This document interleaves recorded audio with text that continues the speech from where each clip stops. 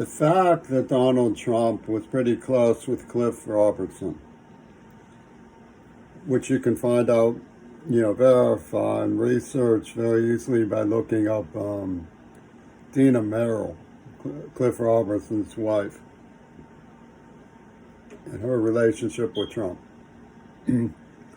illustrates what a colossally skunk situation we have. Cliff Robertson was multiply implicated in the Texas school book. A woman who was a namesake of Dia Gallus, went by Dia, called me on December 8th, 1980, the day that John Lennon stepped out in his Houdini.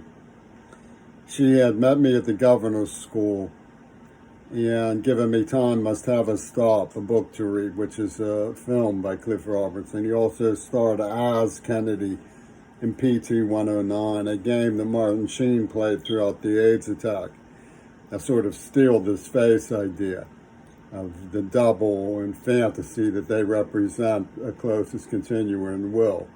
One of the most strange was the way that the Beatles rushed to leverage the idea that Ronald Reagan was the living incarnation of Lennon's will, which may well be true, but it was strange in light of the persona that Lennon carved out as his role in the Houdini. Cliff Robertson also went above the World Trade Center where Dulles posed with a stiletto.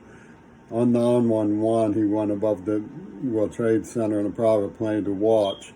He starred in the premiere episode of The Outer Limits. You remember We Now Take Control of Your Television Sets? The premiere episode was delayed for Kennedy's state funeral, and so on. Cliff Robertson is part of a systemic deception campaign that Oliver Stone's film JFK absolutely epitomized. The idea that the people who are taking control of our television sets somehow represent the people who they've eliminated. It's a double fantasy, all right. The Killers by Reagan came out parallel to the action in Dealey Plaza, proving the revolving door of the hybrid situation they were building with Access Hollywood as a backstabbing relay station for political crimes. This is the situation that we have.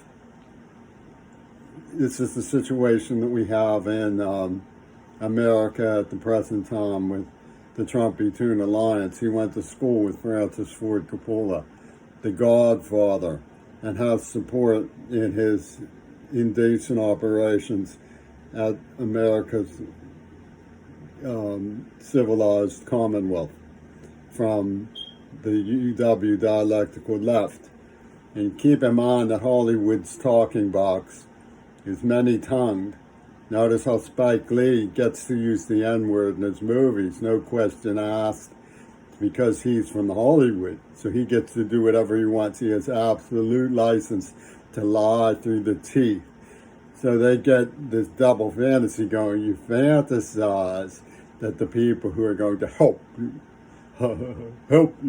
achieve equity from the left.